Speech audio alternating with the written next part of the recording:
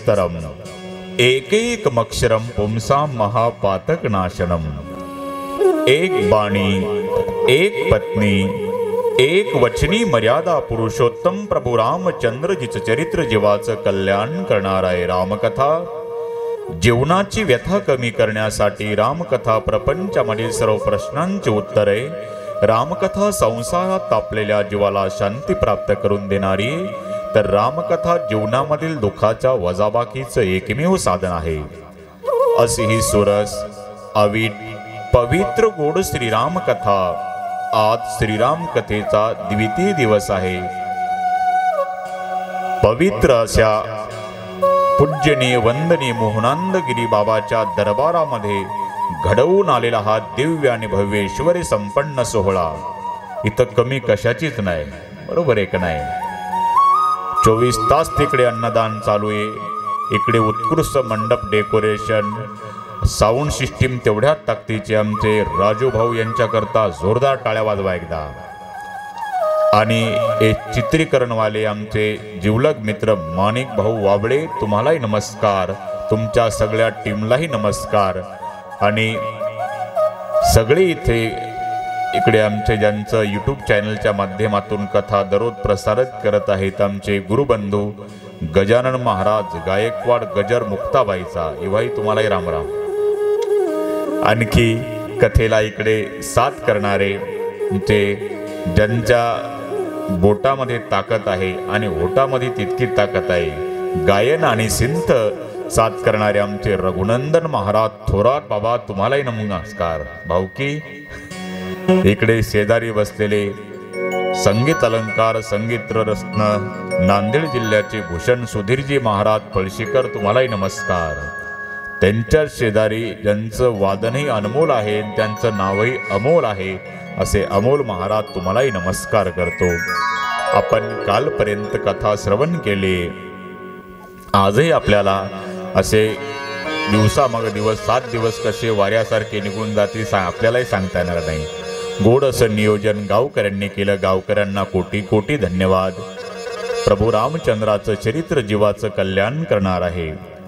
तुलसीदाजीचा एक नियम आहे, बिनु सत्संग न हरिकथा, आणि मग प्रयागासारखं तीर्थक्षेत्र आहे आणि त्या प्रयाग क्षेत्रामध्ये माघ मेल्याच्या महिन्याच्या निमित्तानं अनेक साधू संत एकत्रित येतात, ज्ञानाचं आदान प्रदान, शास्त्र चर्चा, आणि सगळे साधू संत एकत्रित येतात।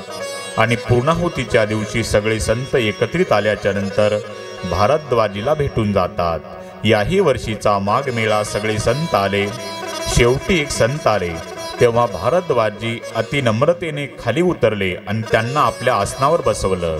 ज्यांना आपल्या आसनावर बसवलं त्यांचं नाव याज्ञवल्क आणि खाली बसते ते भारद्वाजी। आणि अति नम्रतेने भारद्वाजी याज्ञवल्कजी महाराजाला म्हणतात, याज्ञवल्क महाराज, कितने सालों से यहाँ रहता हूँ, ज्ञान का आदान प्रदान, शास्त्र चर्चा, कितने माघ मेले देखे, लेकिन मेरा एक संशय नहीं गया। उतनी कथा मैंने पूरा संसार जानता है, लेकिन वो वही राम है क्या जिसका सुमिरन बनारस में शंकर जी करते हैं, या कोई दूसरा है? नाथ एक संशय बड़मोही। आणि मग याज्ञवल्के महाराज हसतात, भारद्वाजी, आपको राम कथा की पूरी जानकारी है, तो अज्ञान की बातें मुझे सवाल कह रहे, तो मैं आपको नहीं, मेरी वाणी पवित्र करने के लिए आपको कथा बताता हूँ। ऐसा संशय कीन भवानी, जसा तुम्ही मला आता रामकथेच्या बाबतीत प्रश्न केला, तसाच प्रश्न माता पार्वतीने एकदा महादेवाला केला होता। आणि महादेवजींनी पार्वतीला जी कथा जी सांगितली तीच कथा भारद्वाजी मी तुम्हाला सांगतो, तुम्ही लक्षपूर्वक ऐका। एकदा त्रेतायुगामध्ये, एक बार त्रेता युग माये, एक बार त्रेता युग माये, एक बार त्रेता युग माये, एक बार त्रेता युग माये। शंभु गए कुंभज ऋषि पाये, शंभु गए कुंभज ऋषि पाये, शंभु गए कुंभज ऋषि पाये।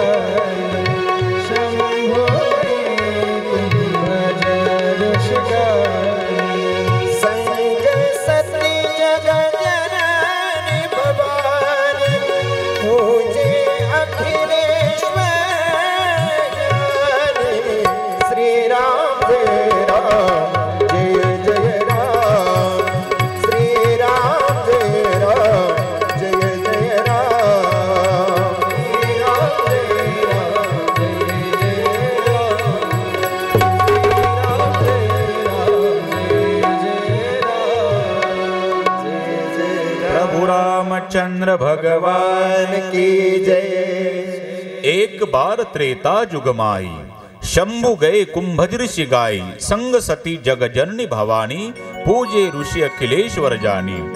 एकदा त्रेता युगामध्ये भगवान शिवजी आणि सती संग सती जग जननी भवानी रामकथा ऐकण्याच्या उद्देशानं अगस्ती महाराज इकडे येतात।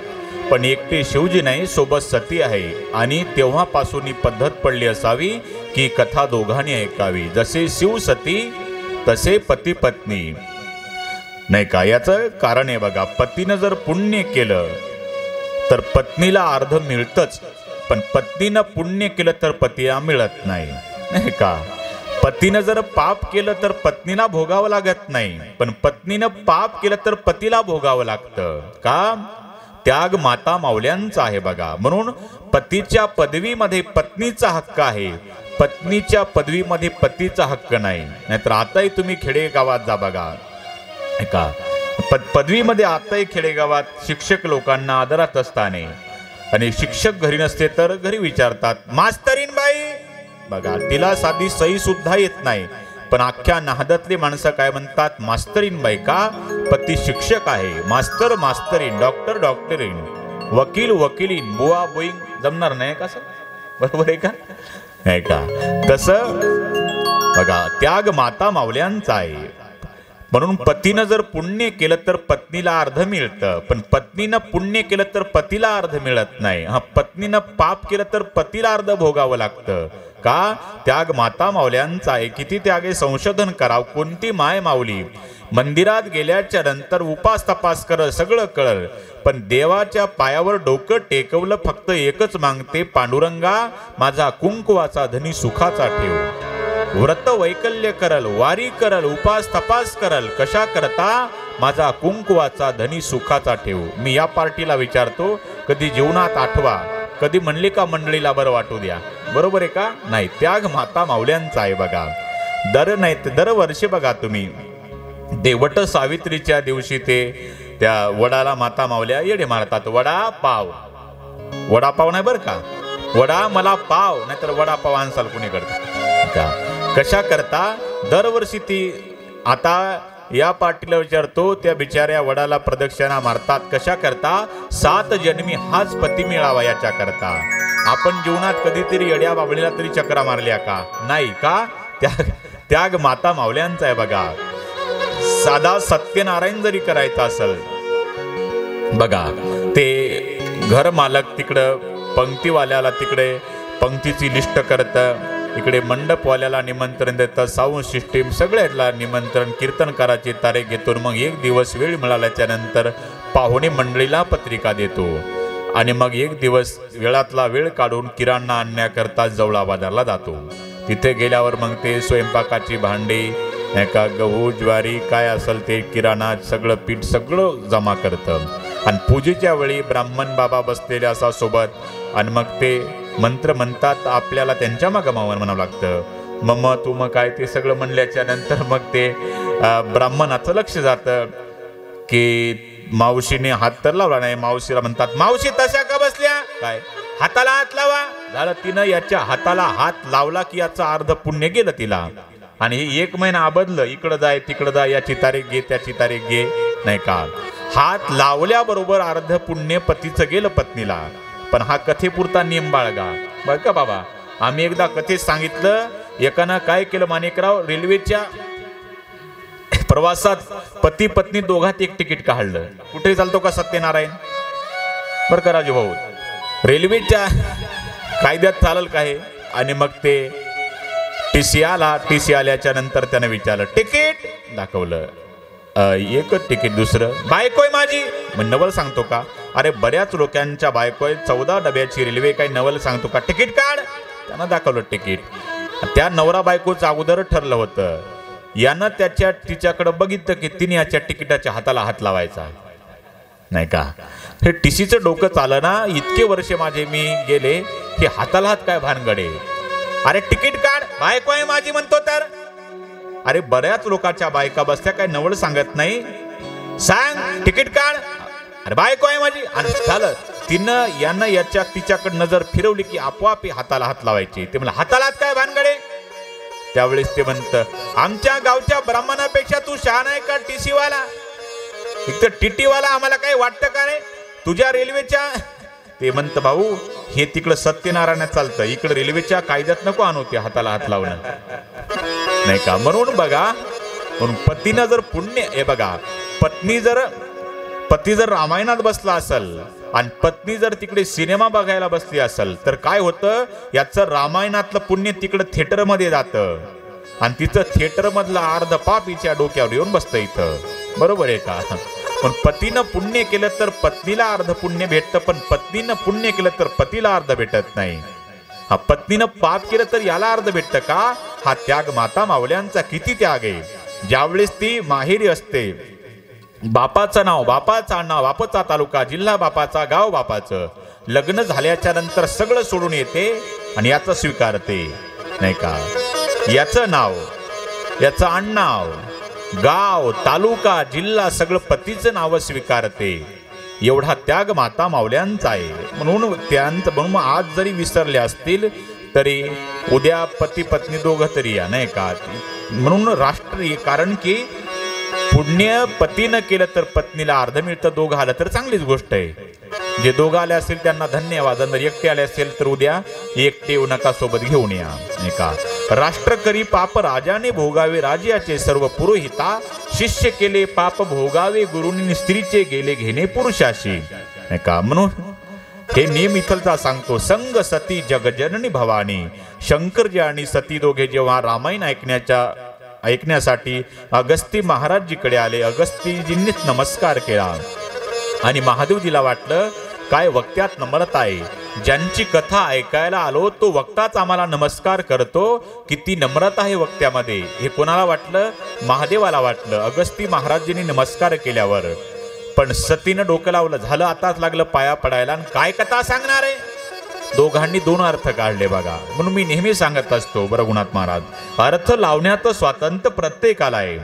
ज्याच्या त्याच्या बुद्धीच्या लेवलने माणसं अर्थ लावतात. अर्थ लावण्याचं स्वातंत्र्य. जसे एक आंब्याच्या झाडाखाली 3 जण बसले होते, माणिकराव, 3 जण, एक ब्राह्मण, एक भाजीपालाचा व्यापारी आणि एक पहिलवान.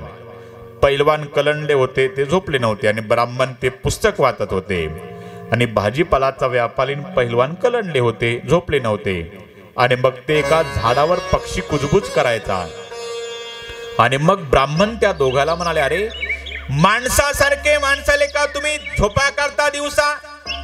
अरे मोहनानंदगिरी बाबाच्या या दरबारामध्ये एवढा कथेचा महासागर इथं ओलांडला, तुम्ही झोपा काढता? म्हणजे लेकराव पाखरं भजन करतात, काय म्हणतात? प्रभू रामचंद्राचं नाव घेतात, काय म्हणतात? अरे देवाचं नाव, काय म्हणतात? राम लक्ष्मण दशरथ, राम लक्ष्मण दशरथ, राम लक्ष्मण दशरथ. हे कोण अर्थ लावला? ब्राह्मणानं अर्थ लावला. काय म्हणत होते? एकाच्या बापाला मिळ नाही, पण आपापलं डोकं बरोबर चालवलं. ब्राह्मणाने डोकं लावलं, ते पक्षी काय म्हणतं? राम लक्ष्मण दशरथ, राम लक्ष्मण दशरथ, राम लक्ष्मण दशरथ. आता भाजीपालाचा व्यापारी शेजारी बसला होता, त्याचा बिचाराचा गाडीपाला, ते भाजीपाल्याचा गाडा. मग ते म्हणलं, बाबा ते पाखरू तसं नाही म्हणत. मग आलू भेंडी अद्रक, आलू भेंडी अद्रक, आलू भेंडी अद्रक. अगोदरचा ब्राह्मण काय म्हणला? राम लक्ष्मण दशरथ, राम लक्ष्मण दशरथ. भाजीपालाचा व्यापारी म्हणतो, नाही नाही ते पाखरू तसं नाही म्हणत, आलू भेंडी अद्रक, आलू भेंडी अद्रक. आता पैलवान गप बसला, ते शांत बसल का? पागल झाला का? डोके गाण ठेवले दोघांचे तुमचे? मग ते पाखरू तसं नाही म्हणत. मग दन बैठका कसरत, दन बैठक. ज्याच्या त्याच्या बुद्धीच्या लेवलला अर्थ लावले. तसं इथे झालं काय? भगवान शिवजी अगस्ती महाराजजींना नमस्कार केला, पण भगवान ते एकमेकाला नमस्कार केल्याच्या नंतर अगस्तीजींनी नमस्कार केला. शिवजीला वाटलं, बापरे काय नम्रता आहे, ज्यांच्याकडे आपण कथा ऐकायलो वक्ताच आपल्याला नमस्कार करत आहे. पण सतीनं अर्थ लावला, झालं पाया पडायला लागलं, काय कथा सांगणार आहे? आणि मग दोघांनी 2 अर्थ लावले. दोघांनी कथा श्रवण केली, पण सतीचं काही मन लागत नाही. आणि तिथून ते आता त्रेतायुगातली घटना आहे, दंडकारण्याचा भाग आहे. आणि कथा ऐकून शिवशती जात होते, सीता चोरीला गेलेली. आणि कथा श्रवणाचा प्रकार घडलाय तो नाशिक जिल्ह्यात मनमाडच्या पुढे अनकाई नावाचा किल्ला आहे. तेव्हा अगस्तीजीचा निवास तिथे. आणि मग झालं काय, रामचंद्रजी आणि रामचंद्रजी लक्ष्मणजी सीतेच्या नाही का रामचंद्रजी सीतेच्या शोधार्थ जात आहेत आणि नेमका योगायोग इकडे अगस्ती महाराजजीची कथा ऐकून शिवजी आणि सती इकडून निघाले आणि दिसले प्रभू रामचंद्राला शिवजीला रामचंद्रजीला शिवजी, दोघांची नजरानजर झाली. पण झालं काय, इथं आपण जर प्रभू रामाला नमस्कार करावा तर आपल्या सोबत कोण आहे, विद्वान बापाची मुलगी आहे. कारण सतीच्या बापाचं नाव काय, दक्ष, यानी चतुरता यानी विद्वान बाप की बेटी. हे इथे अर्थ लावल. ते बायकोसाठी झाडं कवटाळतं, आमचा मिस्टर त्याला देव बाप्पा म्हणून त्याच्या पाया पडतो असं डोकं लावल. म्हणून महादेवजीनं कायदा बदलला नाही का, आणि महादेवजींनी काय केलं, नमस्कार करायचा पण विद्वान बापाची मुलगी. आणि मग ते विद्वान बापाची मुलगी नमस्कार कसा करायचा, सतीचं नाव, सती पुढे आली. सतीनं बघितलं नेमकं यांचं काय चाललंय आणि मग महादेवजींनी पाया पडण्याचा निर्णय बदलला. आणि मग त्यांनी शेवटी लांब गेल्याच्या नंतर अष्टसात्विक भाव प्रगट झाले आणि त्या दिशेनं शिवजींनी पाहिलं, डोळ्याला धारा लागल्या आनंदाश्रूच्या आणि शब्द उच्चारले, सच्चिदानंद घन परमात्मा आपकी जय हो, जय हो, जय हो. सती ने विचारलं, का हो, वो खोई हुई चीज ढूंढ रहा है, उसको आप सच्चिदानंद घन परमात्मा जय हो जय हो जय हो 3-3 बार कह रहे, वो कौन है. आणि मग सांगता, जासु कथा कुंभज ऋषी गाई भगत जासुमय मुनी. जासु कथा कुंभज ऋषी गाई, जासु कथा कुंभज ऋषी गाई, जासु कथा कुंभज ऋषी गाई, जासु कथा कुंभज ऋषी गाई.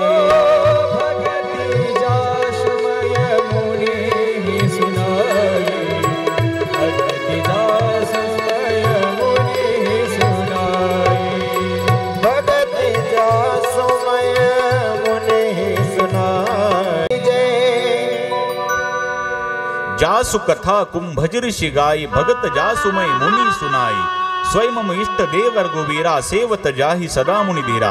आपण अगस्ती महाराजींकडे ज्यांची कथा ऐकलीला ते माझं इष्ट दैवत राम आहे. राम तो ब्रह्म आहे आणि ते ब्रह्म आहे. मग त्याला नाही काय, अरे आप तो कहते अगस्ती मुनी ते कहते ते राम ब्रह्म आहे. या मावडी या, राम ब्रह्म हा देवी. अगर राम ब्रह्म तो ब्रह्म को वियोग कैसा और वियोगी ब्रह्म कैसे. जर ते ब्रह्म तर त्याला कळूने बायको कोण चोरीला नेली, बसत झाडं कवटाळत ऐता. आणि मग शंकरजी हसते, सती जो तुम्हारे मन अति संदेव तो की न जाई परीक्षा लेव. जर तुला संशयित असेल तर तू परीक्षा घ्यायला काय का जात नाही. जो तुम्हारे मन अति संदेव, जो तुम्हारे मन अति संदेव, तुम्हारे मन अति संदेव, जो तुम्हारे मन अति संदेव, तो किन जाए परिचाले हो, तो किन जाए परिचाले हो. श्री राम जय राम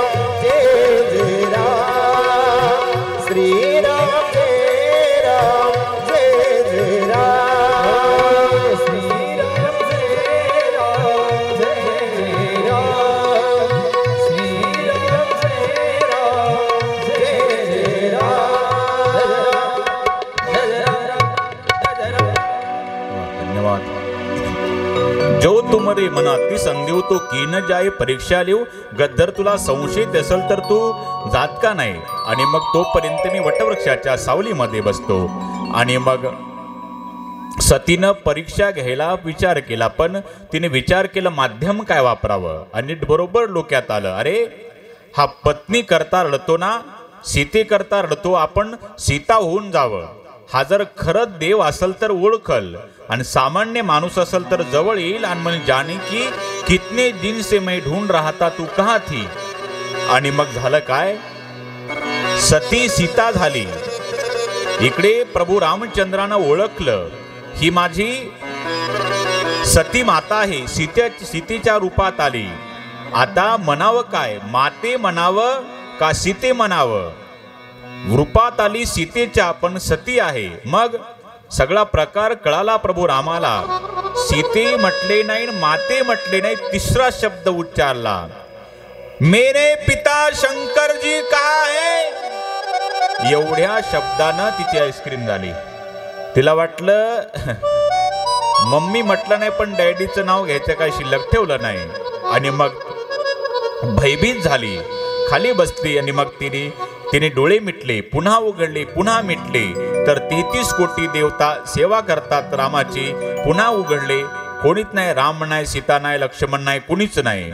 भयभीत झालेली सती आता कुणाकडे आली, महादेवजीकडे आली. आणि महादेवाने विचारलं, आता अंतर्यामी महादेवाला काय सांगायची गरज नाही, न सांगता कळू येते तुम्हा अंतर, जाणे जीवीचे सगळं नारायण. सगळा प्रकार महादेवाला कळाला. आणि मग शंकरजीच्या लक्षात आलं ही माझ्या आईच्या म्हणजे सीतेच्या रूपात गेलेली आहे. आता हिच्यासोबत पत्नीत्वाचा संबंध ठेवल्यामध्ये जगातल्या भक्तीच्या नात्याला कलंक ठरेल, पण ही खोटं बोलणार आहे. म्हणून आल्या आल्या महादेवजीनं सतीला विचारलं, कशी काय घेतली परीक्षा. कचून परीक्षा लिनो गोसावी, परीक्षा वगैरे काहीच घेतली नाही. तुम्ही लांबून पाया पडले, मी जवळ जाऊन पाया पडले, धडधडीत खोटं बोलली. मग आता अंतर्यामी महादेवाला सगळं कळालं. आता महादेवजी आणि सती कैलासावरती जायला निघाले. पण महादेवानं मनोमन प्रतिज्ञा केली की या देहात सती आहे तोपर्यंत हिच्यासोबत पत्नीत्वाचा संबंध ठेवायचा नाही. आकाशवाणी झाली, धन्य हो शिवजी, आप जैसी प्रतिज्ञा करने वाला दुनिया में दूसरा कोई नहीं है. आणि मग सतीने विचारला, अशी कोणती तुम्ही प्रतिज्ञा केली की आकाशवाणी झाली. आणि मग त्यांना वाटलं आताच सांगावं तर काहीला वेगळं वाटेल म्हणून विविध इतिहासातल्या गोष्टी सांगत सती आणि शिवजी कैलासावरती येतात. आणि नेहमीच सतीचं डाव्या बाजूचं आसन घेतलं आणि समोर ठेवलं, म्हणजे कृतीतून त्याग केला. अब सती सामने बैठो, म्हणजे कृतीतून म्हणजे तिला कळालं माझा डाव्या भागाला बसायचा माझा अधिकार संपला. शिवजीने माझ्या पत्नीत्वाचा त्याग केला. आणि मग भगवान शिवजीला त्यावेळेस समाधी लागली. आणि त्या समाधीच्या काळामध्ये दक्ष महाराजजीला प्रजापती पद प्राप्त झालं. हे बघा, पद आणि मद हे जवळजवळ अक्षरसारखेच आहेत. फक्त पच्या डाव्या कोपऱ्याला शून्य लागलं की त्याचं म होतं. त्या शून्याला अहंकार म्हणतात. पद वाईट नसतात, पदाचा अहंकार वाईट असतो. माणूस ज्यावेळेस पदाचा अहंकार धारण करतो त्यावेळेस त्या पदाचं रूपांतर मदामध्ये होतं, प्रभू नाही का. आणि मग ते दक्ष महाराजजीला प्रजापती पद प्राप्त झालं. आणि मग असा नियम होता, प्रजापती सभेमध्ये आल्याच्या नंतर सगळ्यांनी उभं राहून नमस्कार करायचा, ज्या त्या पदाचा तो मान असतो. अजूनही बघा, ते बाकीचा ज्या त्या क्षेत्राला मान असतो. अजूनही बघा, तिकडे विधानसभा अध्यक्ष पूर्वी हरिभाऊजी बागडे नाही का, विधानसभा अध्यक्ष देवेंद्र फडणवीसाला त्याच्या पुढे उभं राहावं लागत होतं, नमस्कार करावं लागत होतं. का? त्या पदाला तो मान नाही का, बाकीचे उत्पन्नावर नाही, त्या पदाला तो मान असतो. तसं प्रजापती आले म्हणजे सगळ्यांनी उभं राहून नमस्कार करायचा असतो. प्रजापती दक्ष प्रजापती आले, सगळे उभे राहिले, फक्त तिघच बसलेले दिसते. आणि ऑफिस मध्ये माणसं किती उभे राहिले, माणसं याच्याकडे बघत नाहीत, बसले किती याच्याकडे डोकं लागतं.